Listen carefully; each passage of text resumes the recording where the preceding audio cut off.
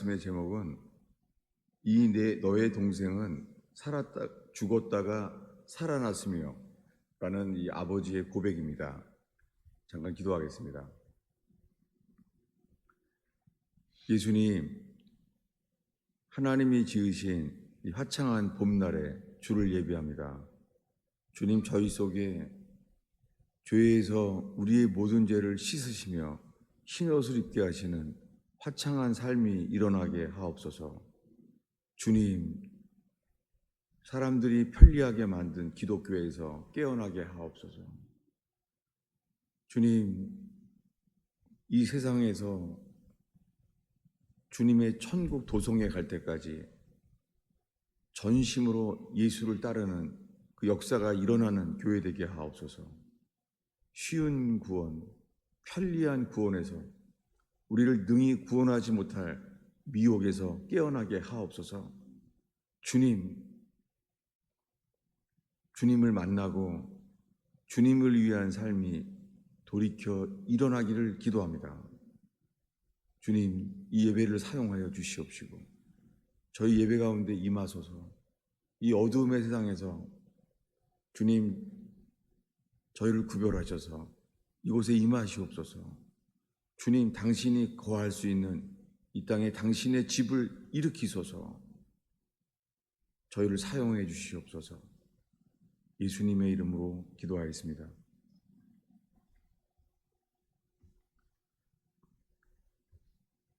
다 아는 탕자의 비유를 오늘 다시 또 설교하게 되었습니다. 오늘 말씀에 15장 1절에요. 지난주에 나눈 말씀에 대해서 계속해서 나누기로 합니다. 모든 세리와 죄인들이 말씀을 들으러 나왔을 때였습니다. 지금 이 내용에 제일 먼저 나온 사람들이 모든 세리와 죄인들이에요. 여러분, 우린 참 죄인입니다. 우린 다 죄인입니다. 그게 보면은 좀 예수 잘 믿는 사람인가 보구나, 이렇게 종교적인 용어가 되어버렸잖아요. 지금 이 유대인들에게 죄인은 뭐예요? 정말 죄 짓는 사람들이에요. 그래서 바리새인들은 같이 밥도 안 먹었어요. 죄인이니까. 죄인들은 그렇게 정죄를 받았어요. 가늠하다가 현장에 붙잡힌 여인처럼 돌이 날라오는 사회였습니다. 그런데 예수님에게 어떤 메시지를 들어왔는지 세리와 죄인들이 나왔어요. 여러분, 저희들의 입술에 세리와 죄인들이 듣고 싶어하는 복음이 있는 저와 여러분 되기를 바랍니다. 죄인들, 특히 세리들은요, 성경에서 이 예수님의 설교 중에 직업을 말한 사람은 세리밖에 없어요. 어부들 얘기도 안 나와요. 직업은 하나예요. 예수님이 말하는 직업은 세리예요. 왜냐하면 너희들에게 잘해준 사람에게 다 잘하는 것은 그건 세리도 한다. 그리고 주님이 말합니다. 죄를 진 사람을 보거든 1대1로 말을 해라. 그래서 듣지 않으면 다른 증인들이 같이 나누라. 안 들으면은 온 교회가 다 말해라. 이게 회개의 기회들입니다. 근데 그 다음에 이렇게 말해요. 듣지 않으면 세리처럼 여기라는 거예요. 그러니까 세리는 이런 직업이에요. 당시에 사람들이 보기에 전혀 같이 밥도 먹지 않고 사회에서 없어져야 될 존재예요. 사실 죄인이란 단어는요, 현대 말로는요, 전과자, 그런 말이에요. 직장도 갖지 못하고 가질 수 없고 전과자라는 말이 더 맞아요. 세리와 죄인들, 그게 아니라 세리들과 전과자들이 맞아요. 전과자가 뭐예요? 죄를 져서 감옥에 간 사람들이에요. 그들이 나왔습니다. 그랬더니 바리새인들과 서기관들이 수군거리고 있습니다. 바리새인과 서기관들은 그 당시에 율법을 지키는 좋은 사람들이에요. 근데 바리새인과 서기관들이 나와서 말하는 거예요. 이 사람이 예수님이죠. 이 사람은 죄인을 영접하여 죄인과 밥을 먹는구나, 이렇게 말하고 있어요. 여러분, 지금 죄인이란 단어는 교회로 인해서 죄인 그러면은 이 신약 성경의 용어가 되어버렸어요. 예수님을 만난 바울이 말하잖아요. 나는 죄인들의 괴수라는 거예요. 이 죄인이란 단어는 예수 믿나 보구나, 그렇게 되어버렸어요. 죄인이란 단어를 쓰면은 저 사람 예수 믿는 사람인가 보다, 이렇게 되어버렸어요. 그렇다고 우리 자신이 죄인임을 깨닫는 회개가 없이도 그렇게 말하고 있어요. 근데 그들에게 예수님이 세 가지 이야기를 한 거예요. 지금 누구 때문에 이 세 가지 비유를 이해하게 됐죠? 누구 때문에 말하게 되냐면 세리와 죄인들 때문에 말하게 된 게 아니에요. 바리새인과 서기관들 때문에 말하게 됐어요. 이것이 지난주의 설교에 이어서 오늘 설교의 이야기입니다. 지난주 설교는 탕자 이야기예요. 탕자 이야기는 자기 자신이 아버지를 버리고 아버지의 재산을 다 받아서 허랑방탕하게 산 정말 죄인이에요. 아들을 버린 죄인이에요. 전과자보다 더 나쁜 사람일지 몰라요. 그런 사람의 돌아온 거예요. 누가요? 이 책에 탕자라고 말하진 않았습니다. 이 아버지는요, 항상 아들이라 그래요. 탕자가 아니라 잃어버린 아들이라는 거예요. 지난주에 나눴습니다. 이 내 아들은, 아들이라 그래요. 근데 그 탕자 자신은 말합니다. 나를 품꾼의 하나로 여기소서. 나는 당신의 아들이라고 말할 자격이 없습니다. 아들에 대한 신분을 감히 주장할 수가 없는 거예요. 이게 회개입니다. 그리고 그는 아버지께로 돌아왔어요. 성경에서 아버지께로 돌아오는 게 회개입니다. 구약 성경 전체가 아버지께로 돌아오라는 거예요. 선지자들을 보내서 아버지께로 돌아와야 돼요. 여러분, 우리들은 잃은 양인지 아니면요, 그 아버지께로 돌아온 양인지. 성경에서 지금 이 아들을 더러운 양이라고 보지 않아요. 더러운 양이 아니라 잃어버린 아들이라는 거예요. 그리고는 이 세 가지 비유 중에요, 첫 번째 비유를 이렇게 말해요. 제가 지금 이 내용을 설명하지만 이 내용의 이 글자 안에 이게 사람이 이런 걸 쓸 수 있을까? 이것은 하나님의 감동으로 쓰여진 거구나. 저는 그런 전율이 있어요. 이 감동이 여러분 속에도 이게 하나님의 말씀이구나, 이 스토리 자체가요, 이게 전달됐으면 좋겠어요. 왜냐하면은 4절에요. 너희 중에 어떤 사람이 라고 말해요. 어떤 사람이 양을 잃은 거예요. 누가 잃었어요? 목자가 잃었어요. 기준이 뭐냐면 목자예요. 목자가 양을 잃은 거예요. 목자가 어떻게 해요? 목자가 99마리 양을 두고 잃은 양을 찾아가는 거예요.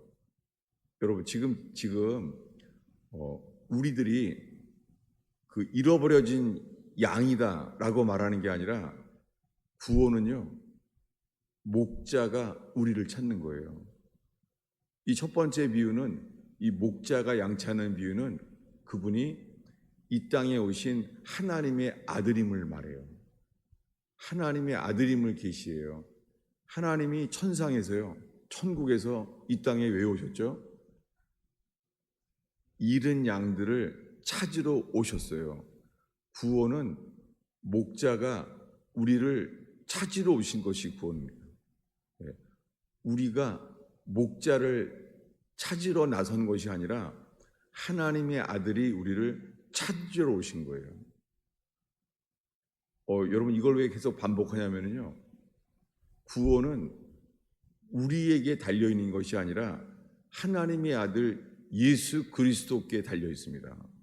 근데 오늘날은요, 특별히 영접기도, 그리고 카톨릭에서는요, 고해성사, 우리가 뭔가를요 해서 구원받는다는 거예요. 그래서 카톨릭에서는 고해성사를 하면은 꼭 고백한 거에 대해서 선행을 하게 권해요. 그래서 선행을 많이 해요. 뭐냐면 우리가 뭔가를 할 때에 구원받는다는 거예요. 정말 카톨릭에서는요, 선행이 없이는 구원받지 못한다고 해요. 근데 우리들은 루터를 통하여 들어오는 게 이거예요. 우리의 행위로 구원받는 게 아니라 오직 믿음으로만 구원받는다는 거예요. 여러분, 믿음으로만 구원받아요. 그래서 두 가지가 이제 부닥쳐져요. 그래서 조심스럽게 2번 이상 반복하게 되는 거예요. 어떤 사람들은 깨닫게 돼요. 아, 구원은 우리가 할 게 하나도 없구나. 그래서 놀라운 은혜구나 라고 알게 돼요. 그런데요, 예수님을 믿는데 살면서 계속 부닥치게 되는 것이 율법이에요. 왜냐하면 율법은 주님 다시 오실 때까지 천지에 1.1획도 없어지지 않아요. 주님 오실 때까지. 그러니까 죽는 순간까지 율법을 벗어나지 못해요. 그런데 이런 율법의 여정 속에서 구원은 예수님만 바라보는 거잖아요. 그래서 십자가의 주님을 바라보는 자만 구원받는다는 거예요. 여러분, 바라본다는 게 아무것도 하지 않고 바라만 보는 행동, 여러분, 그분을 바라보면요, 다른 것을 바라보지 않습니다. 그분을 바라보면 다른 것을 바라보는 행동을 하지 않습니다. 그래서 이 구원받는 거에 대해서 행동이, 이 행함이 있는데 그 행함은 주님과 연결되는 순종이에요. 주님에 대한 순종이 없는 믿음은 그 자체가 죽은 믿음이에요. 여러분, 우리가 다 예수 믿는데요, 주일날 교회 오면서 평생 이렇게 예수 믿는데요, 근데 이 믿음이요, 우리가 믿는다고 해서 구원받는 것이 아니라 주님이 우리가 믿는다고 주님이 인정하는 믿음이 되어야 돼요. 이것이 열처녀 비유입니다. 열처녀 비유는 다 믿는 사람들이에요. 열처녀 비유는 동시에 같이 다 등불을 켰어요. 등불을 켜서 기다리고 있어요. 그리고 신랑 되시는 분을 예수 그리스도라고 여기고 있어요, 다. 그런데 예수님 말씀이 열처녀 중에서 5은 지혜롭고 5은 어리석다는 거예요. 그래서 주님이 구별해요. 근데 그들을 언제 만나냐면 그 기름이 준비된 사람과 준비되지 못한 사람을 구별해요. 한쪽은 계속 등불이 켜 있는 사람들만 구원받아요. 이 등불이 꺼지면은 주님이 그 사이에 오신다는 거예요. 주님은 이 두 종류의 사람들을 구별해요. 여러분, 온 땅에 다 예수 믿는다는 거예요, 지금. 믿기만 하면 다 구원받는다는 거예요. 그런데 왜 사도 바울의 여러 가지 구원을 이렇게 로마서, 갈라디아서, 에베소서, 골로새서 이렇게 다르게 기록을 해놨을까요? 그것은 모든 사람들의 상황이 다르기 때문에 여러 가지 각도에서 설명을 하잖아요. 여러분, 우리가 살고 있는 이 시대에 정말 우리가 이 등불이 끝까지 켜질 수 있는 믿음인지 여러분 이 시간에 우리가 살펴지기를 바랍니다. 왜냐하면 두 번째 비유는요, 어떤 여자래요. 어떤 여자가 등불을 켰다는 거예요. 그래서 구원은 어떤 여자에게 달려 있어요. 그 잃어버려진 동전이라는 거 우리들은 여러분 우리들은 우리가 처음에 복음 앞에서 복음으로 인하여 회개하게 되는 것은 있잖아요. 내가 잃어버려진 삶이구나. 네. 하나님이 없이 살아온 삶이 다 잃어버려진 삶이에요. 여러분, 우리가 자유롭게 살아요. 우리 자유의지로 살아요. 여러 가지 활동을 해요. 좋은 활동을 할 수도 있어요. 사회사업도 할 수 있어요. 그런데 주님이 없이 한 선은 주님은 잃어버려진 삶이라고 말해요. 이것을 깨닫는 것이 구원의 시작이에요. 우리가 잃어버려진 삶이구나. 여러분, 정말 우리가 죽을 수밖에 없는 삶이 올 수 있습니다. 그것은 기회입니다. 죽음이 정말로 오면은요, 우리가 알게 돼요. 주님 앞에 남을 만한 게 아무것도 없구나. 저에겐 뇌출혈이 그런 기회였어요. 목사로서만 살아왔지만 그 많은 활동을 했는데도요, 주님의 앞에 설 때에 남은 게 없는 거예요. 여러분, 예수님께 인정받지 못한 삶은 아무것도 안 남아요. 여러분, 예배는 예수님의 죽음 앞에 서는 거예요. 여러분, 우리가 예수님의 죽음 앞에 설면은요, 우리의 죽음 앞에서도 주님이 준비하게 하십니다. 우리가 지금 예수님의 죽음 앞에 설 때, 예수님의 그 죽으심의 복음 앞에 설 때에 우리의 죽음이 준비됩니다. 지금 이 시간이 그런 시간이 될 수 있기를 축원합니다.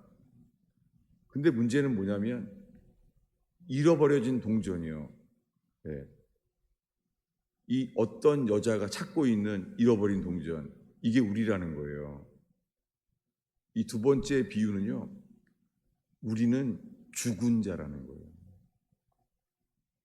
이 이야기는 아브라함의 범죄로부터 시작됩니다. 아니, 아담의 범죄로 시작됩니다. 아담은 어떻게 해요?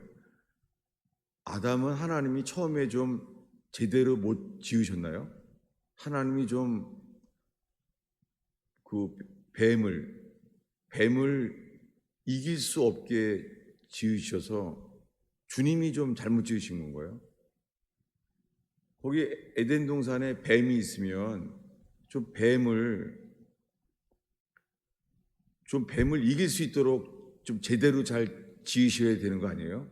혹시 주님이 그렇게 미처 생각을 못하고 뱀을 이길 수 없게 지어서 아담이 죄를 졌나요? 놀랍게 성경에 이 아담의 죄를 이렇게 말해요. 불순종이라고 말해요. 그는 주님을 따를 수 있는 능력이 있이 지어졌어요. 그런데 그가 스스로 불순종을 택했어요. 그 불순종은 선악과를 먹으면 반드시 죽는다는 거예요. You must die. 그때는 계명이 10계명이 아니에요. 한 개밖에 없었어요. 선악과를 먹지 말라. 계명이 하나밖에 없었어요. 근데 하나밖에 없는 계명을 어겼습니다. 그러니 10계명을 주어진다면 얼마나 어렵겠어요. 에덴 동산에서 계명이 한 개인데도 지키지 못하는 사람. 이것이 만물보다 거짓되고 부패한 존재예요. 그리고요, 하나님 보시기에요. 하나님이 얼마 안 돼서 창조하신 지 얼마 안 돼서요. 노아의 때에 사람 지은 걸 후회했어요. 여러분, 인간의 타락상은 급속합니다. 여러분, 냉장고에서 약간 상한 딸기 금세 조금 아껴서 하다가요. 딸기 다 덩어리가 돼서 곰팡이 펴지는 거 본 적 있죠. 네. 떡들이요. 아까워서 좀 더 이렇게 긁어 먹다가요. 조금만 더 있다 보면은 얼마나 빠르는지, 곰팡이가 얼마나 빠르게 퍼졌는지, 그 곰팡이보다요. 성경에서 말하는 죄성은요. 더 처참해요. 하나님이 지으신 것을 후회했어요. 그래서 하나님은 온 땅을 물로 심판하기로 결정했다는 거예요. 근데 하나님과 동행하는 사람, 노아에게만 나누셨어요. 자기의 마음을, 자기의 판단을. 사람들은요, 몰랐습니다. 그래서 하나님은 방주를 짓게 했습니다. 방주를. 근데 방주를 짓는 동안에도요, 그 노아가 하나님과 동행하는 사람이었잖아요. 의인이었어요. 근데 의인의 말도 듣지 않았어요. 그는 의인으로서 하나님이 지금 온 땅을 심판한다. 그것을 방주를 짓는 행동 자체가 그 자체가 메시지였어요. 그것이 구원이었습니다. 그러나 어린아이들도 아무도 듣지 않았어요. 여러분, 우리 속에서는요, 이 길이 구원이구나 라고 판단할 능력이 없어요. 여러분, 제가 지금 여러분들이요, 이 교회 설교가 맞아 라고 동의하기를 바라는 게 아니에요. 저희 교회에 이미 10년 동안 이 복음을 들어온 사람들도 다 떠났어요. 저에게 남은 것은 정말 절망이에요. 이미 거의 10년 동안 복음을 전해왔어요. 그리고 그것이 맞다고 하는 사람들이 다 떠났어요. 저는 이 절망 앞에서 지금 복음을 전하고 있어요. 절망 앞에서. 왜냐하면 복음이 우리에게 말하는 것은요, 이 길이 구원이구나 라는 것을 인간은 판단할 이 판단력조차 없다는 거예요. 이것이 뭐예요? 전적 타락이에요. 노아의 가족 외에는 이것을 듣고 판단할 사람이 없었어요. 그리고 똑같이 예수님이 이 땅에 오셔서요, 노아의 때와 똑같이요, 하나님의 아들이 이 땅에 오셔서요, 세례를 받으면 구원받는다는 거예요. 믿고 세례를 받는 사람은 구원을 받는다는 거예요. 여러분, 믿고 세례를 받는다는 것은, 세례가 뭐예요? 세례를 받으면 구원받는다고 하는데, 세례는 침례예요. 세례는 죽는 거예요. 세례 자체의 메시지가 우리에게 주는 게요, 예수님과 함께 죽는 자만 구원하시는 거예요. 예수님과 함께 죽은 자만 다시 살게 하신다는 거예요. 근데 그 메시지가 뭐예요? 놀랍게 이 메시지는 예수님이 오셔서부터가 아니라 아담 때부터예요.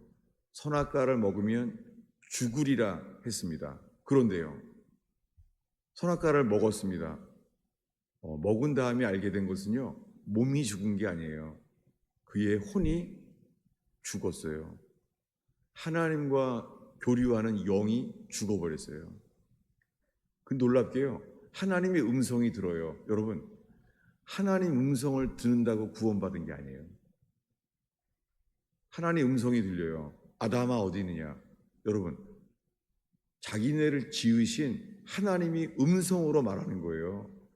하나님의 음성을 들었다고 그 자체가 구원받는 게 아니에요. 아담아 어디 있느냐? 근데 그는 이렇게 말합니다. 어디 있느냐고 물어보는데 이렇게 말해요. 내가 벗었으므로 처음이 뭐예요? 내가 벗었다는 거랐다는 거예요. 이 벗은 자, 탕자가 허랑방탕한 삶을 살면서 알게 된 것이 자기는요, 누더기와 같은 거지 옷을 입었다는 거예요. 그가 벗은 자라는 거예요. 그는 더러운 몸에 더러운 옷을 입고 왔어요.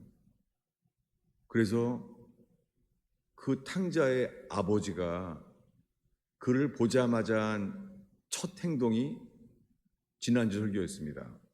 뭐냐면 제일 좋은 옷을 입히라는 거예요. 아니, 그가 지금 더러운 옷을 입고 있잖아요. 근데 씻으라고 말하지 않습니다.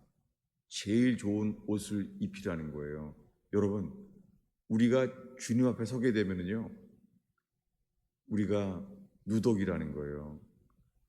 너무 부끄러운 얘기지만은 뇌출할 때요, 주님이 이 무적행 앞에서 저에게 보여주신 것은요, 제가 옷이 없다는 거예요.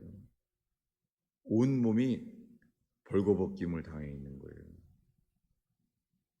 그때 주님이 저에게 무적행으로 수많은 사람들이 떨어지고 있는데요, 이렇게 물었습니다. 나를 믿니? 라고 물었어요. 놀랍게요, 하나님이 음성으로 나를 믿니? 라고 물어보는데요, 제 속에서 돌아가는 것은요, 주님에 대한 게 아니라요, 내가 구원받기 위해서는 믿어야 되지 라고 제 머릿속에 교리가 돌아가는 거예요. 교리가. 주님은 음성으로 나를 믿니? 그러고 있는데요, 제가 이렇게 말했어요. 믿습니다. 이렇게 말했어요. 왜냐하면 믿어야 구원받는 걸 아니까. 우리가 그분을 믿어야지 구원받는 줄 아는 거예요. 콘스탄틴 황제는요, 예수를 믿어야 구원받는 걸 아는데 자기가 이미 지을 죄들도 계획을 한 거예요. 콘스탄틴은 자기의 가족들도 다 죽여요. 자기를 왕위를 노릴 만한 사람들을 미리 죽여버려요. 그는 그래서 세례를 못 받았어요. 왜냐하면 세례를 받은 다음에도 죄를 져야 되는데 세례 받은 다음에 죄를 내가 구원받을지가 불확실한 거예요. 아주 지혜롭죠. 참고하시기 바랍니다.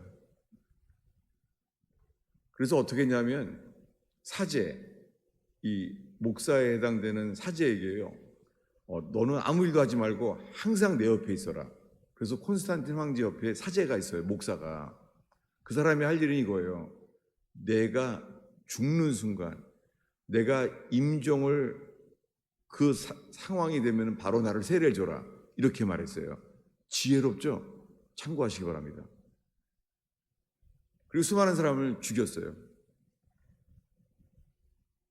그래서 그가 죽기 전에 그제서야 세례를 줘요. 여러분, 이 콘스탄틴을 우리가 천국에서 만날 수 있을까요? 정말 궁금해요. 그것이 뭐냐면 내가 믿는다고 하면은 구원받는 줄로 아는 자기 확신입니다.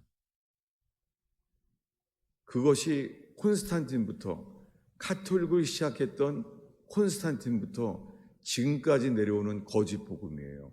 우리가 믿으면 구원받는 줄 아는 거예요. 그런데 저도 마찬가지였습니다. 왜냐하면 주님이 나를 믿니? 라고 물어보는데요, 제 머릿속에요, 교리가 돌아가는 거예요.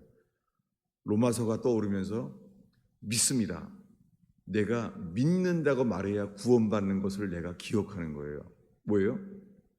내가 머리로 내가 믿는다고 말하면 내가 구원받을 거라고 믿고 있는 거예요. 근데 그 순간에 갑자기 주님이요, 침묵하는 거예요. 주님이 가만히 있는 거예요. 그 순간에 이 얘기가 여러분들에게는 이 코미디처럼 보일지 모르지만 저는 심각했어요. 왜냐하면요, 주님이 가만히 있는 거예요. 생각을 해보세요. 무적행에 사람들이 검은 어두움 속으로 떨어지고 있는데요, 주님이 가만히 있는 거예요. 왜냐하면 제가 말한 교리는요, 거짓말이었어요. 그 제가 이렇게 말을 하더라고요. 잠깐만요, 잠깐만요, 잠깐만요. 이러더라고요. 그 다음에 한 말은요, 제 스스로를 놀랬어요, 스스로. 제가 이렇게 말했어요. 아니, 나를 붙들지도 않고 이 허리만 건덩건덩 움직이고 있는데 나를 붙잡을지 내가 어떻게 압니까? 내가 이렇게 말하는 거죠. 너무 놀랐어요. 그것이 저에게 주님이 회개의 기회를 주셨어요. 놀랍게 제가 믿는다고 믿어온 로마서와 갈라디아서 그 모든 게 있잖아요. 머리에 지식이었어요. 내가 어떻게 당신을 믿을 수 있냐는 거예요. 놀랍게 주님은요, 이 잘못을 회개할 때 주님은 즉시 불뱀에 물린 사람들도 이 노뱀 되시는 예수님을 바라보면 쳐다본 즉 살리라 말씀하신 것처럼 놀랍게요. 그때로부터 주님이 음성으로 제게 밤을 새도록 너는 살리라 그러시더라고요. 그렇게 주님이 먼저 뇌출혈에서 살게 하셨어요. 그런데 문제는 뭐냐면 몸뚱아리는 뇌출혈에서 살게 하셨지만은 아담이 선악과를 먹은 다음에 죽었잖아요. 죽은 존재인데 그들은 뭐예요? 내가 벗었으므로 두려워하여 숨었나이다 라고 말하고 있잖아요. 주님 보시기에는요, 그는 죽은 자잖아요. 주님의 관점에서는 이미 아담은 죽은 자잖아요. 이것을 하나님의 아들 예수 그리스도를 보내셔서요, 십자가에서 손과 발이 못 박힌 채 6시간 동안 이 죽음의 고통 속에서 죽어가시는 행동, 예수님만이 친히 이루신 그 행동, 그 자체가 우리에게 뭐를 말해줘요? 우리는 죽어 마땅한 자고 우리는 이미 죽은 자라는 거예요. 그게 뭐예요? 죽은 자가 뭐예요? 주님 없이 살아온 삶이 이게 다 잃어버린 양, 그게 죽은 자라는 거예요. 여러분, 탕자가 돌아왔습니다. 탕자가 돌아와서 이렇게 말합니다. 나를 품꾼의 하나로 보소서. 나는 당신의 아들이라고 부를 자격이 없습니다. 여러분, 이것이 회개잖아요. 아버지께로 돌아왔을 때 돌아온 자에게 주신 것은요, 제일 좋은 옷을 입히라고 했습니다. 그런데 문제는 지금부터예요. 오늘 설교는. 탕자는 회개하고 돌아올 기회가 있었는데요. 큰아들은 이 탕자가 돌아왔기 때문에 이제부터 큰아들이 어떤 존재인지가 이제 드러났어요. 여러분, 오늘날 모태신앙이 많아요. 어렸을 때부터 다 예수 믿어왔어요. 다 예수 믿는데요. 그리고 죄인이라고 말을 하지만 속 안에서는 큰아들처럼요, 아버지보다도요, 아버지의 기준보다 나의 판단, 나의 기준이 더 높은 사람들이 정말 많아요. 이것이 제가 최근 2년 동안 교회에서 겪어온 말씀이에요. 뭐냐면요, 큰아들이 아버지는 탕자가 돌아왔을 때 기뻐했잖아요. 왜냐하면 자기 아들은 죽었다가 살아난 거예요. 집을 나간 아들이 자기에게 어떻게 느껴졌다고요? 예, 아버지에게 뭐예요? 죽은 거예요. 여러분, 지금 우리들의 관점으로는 몰라요. 누구의 관점이요? 하나님 보시기의 관점. 이것은 복음이 선포돼서 알게 되는 것이지 우리 스스로 깨달을 수가 없습니다. 내 아들은 죽었다가 살아났다는 거예요. 근데 본인은 몰랐어요. 그 아들은 허랑방탕하게 다 재산을 다 날린 다음에서야 깨달았어요. 내가 이러다가 굶어 죽겠구나. 네. 굶어 죽는 줄 알았어요. 근데 아버지는 뭐라 그래요? 내 아들은 죽었다가 살아났다는 거예요. 여러분, 우리들이 죽은 자만 다시 살게 해요. 이게 구원입니다. 구원은 우리를 고치는 거 아니에요. 구원은 죽었다가 다시 살게 하는 것이 구원입니다. 이렇게 탕자가 돌아와서 이 회개의 기쁨, 탕자가 돌아온 회개가 기쁨이었었고 이것이 아버지에게 구원이고 기쁨이었습니다. 그런데 큰아들이요. 성경을 읽겠습니다. 28절이죠. 읽겠습니다.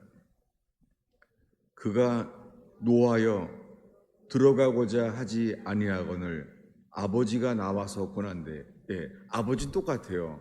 아버지는 탕자가 나타났을 때도 나가서 맞이해요. 큰아들은요. 큰아들이 그를 권하고 있어요. 근데 큰아들은요.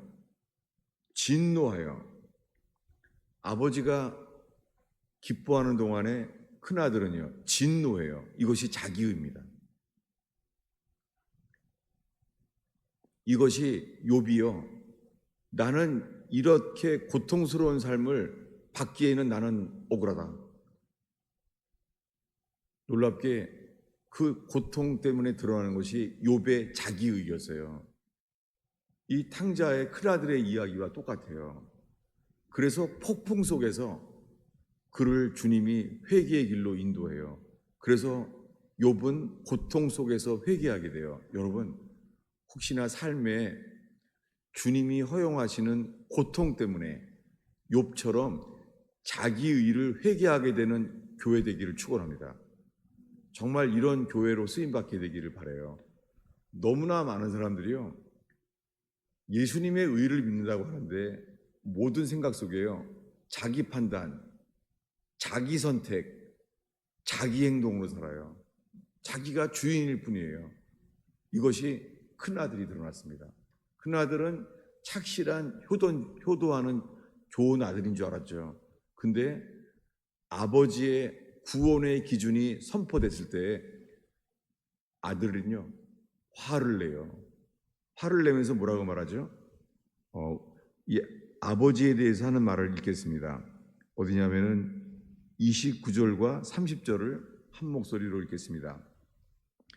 아버지께서 대답하여 이르되 내가 여러 해 아버지를 섬겨 명의 어김을 없거늘 내게는 염소 새끼라도 주어 나와 내 벗으로 즐겁게 하신 일이 없더니 아버지의 살림을 창녀들과 함께 삼켜버린 그 아들이 돌아오매 이를 위하여 살찐 송아지를 잡으셨나이다. 무슨 말이에요 지금? 지금 아버지를 정죄하는 거예요. 아버지한테 아버지 이렇게 하면 안 되는 겁니다. 아버지는 지금 둘째 아들이 돌아오는 걸 기뻐하잖아요. 근데 아버지가 기뻐할 수 있는 순간에 지금 큰아들은 아버지가 틀렸다는 거예요. 이게 뭐예요? 이게 자기의예요. 이 이야기가 뭐죠?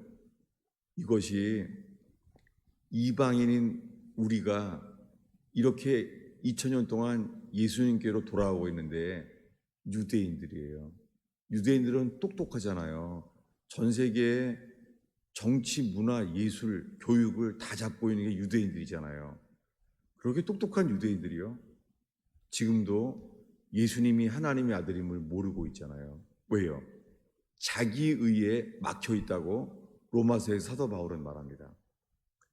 여러분, 자기의는요, 평생 예수를 믿는데도요, 유대인처럼요, 주님 앞에 서는 것을 기뻐하지 않아요. 스스로 들어가지 않아요. 그들이 못 들어가는 것이 아니라 아버지가 기뻐하는 동안에 큰아들은 어떻게 해요? 아버지 집에 들어가는 것을 기뻐하지 않았어요. 이게 유대인들입니다. 유대인들은 구원의 길이 있는데도 스스로 들어가지 않고 있는 거예요. 놀랍게 이 이야기는 마지막으로 이렇게 마칩니다. 이 큰아들에게 하시는 말씀이에요. 어디냐면은 31절입니다. 읽겠습니다. 아버지가 이르되 예 너는 항상 나와 함께 있으니 내 것이라 내 것이로다. 여기에요. 오늘의 마지막 설교가 이거예요. 예. 아니 왜 예 이렇게 말하죠? 우리말로 얘네들은 이게 무슨 말이에요? 예. 왜 예라고 번역을 했을까요? 놀랍게요. 두 아들이잖아요. 아들이에요. 하나님의 아들이라는 단어, 아들이라는 단어인데요. 지금 이 큰아들에게요, 아버지에게 화를 내고 있는 큰아들에게요, 이 아버지가 이렇게 말해요. 예라고 말해요. 이 다른 단어를 썼어요. 그래서 우리 성경을 번역한 분은 이 원어를 다 보고 고민하고 번역을 한 거예요. 뭐라고요? 이해. 이건 무슨 말입니까? 자기 의에 빠진 사람이 구원받지 못할 것을 시사하고 있어요. 이해. 아들이란 단어는 휘오스란 단어인데요. 이 단어는 테크논이란 단어예요. 이거는 그냥 이해예요. 뭐예요? 유대인들은 택한 백성 아니에요? 택한 백성이지만 하나님의 아들을 거절하는 사람은, 부인하는 사람은 구원 못 받죠. 그래서 동서남북에서 이방인들이 주님께 돌아오지만 너희들은 구원받지 못한다고 선언하잖아요. 놀랍게 이 유대인들에 대한 선언이 이 큰아들에게 주님이 똑같이 말하고 있습니다. 이 이야기의 시작은 세리와 죄인들을 정죄하고 자기네들은 죄가 없다고 말하는 서기관과 바리새인들에게 설교한 것입니다. 설교의 마지막 부분은 탕자에 대한 것 때문에 한 것이 아니라 큰아들 때문에 설교한 거예요. 안타깝지만 죄인들은 오히려 회개할 기회가 있는데요. 큰아들, 평생 모태신앙으로 평생 예수 믿어온 사람들의 마음속에 너무나 많이요. 자기 판단, 자기 선택, 자기 감정, 자기 자존심, 자기 연민, 이것으로 평생을 소진하는 사람들도 많이 있습니다. 여러분, 오늘의 이 탕자 이야기에 이 큰아들에 대한 메시지로 인하여 자기를 깨닫게 되는 교회 되기를 축원합니다. 기도하겠습니다. 예수님, 주님, 너무나 부족한 설교를 했습니다. 주의 성령께서 주님 여자에게 등불을 켜게 하신 것처럼 당신만이 주님 이 어두움의 지성 속에 변하지 않는 우리의 습관 속에 등불을 비춰 주시옵소서. 복음의 광채를 비춰 주세요. 주님, 저희는 할 수가 없습니다. 우리 스스로는 노아 때처럼 판단할 수가 없습니다. 아버지 하나님, 빛을 비춰 주시옵소서. 저희의 죽은 영혼들을 깨워주세요. 죽은 자들에게 빛을 비추소서. 주님, 빛을 비춰 주시옵소서. 예수님의 이름으로 기도하겠습니다.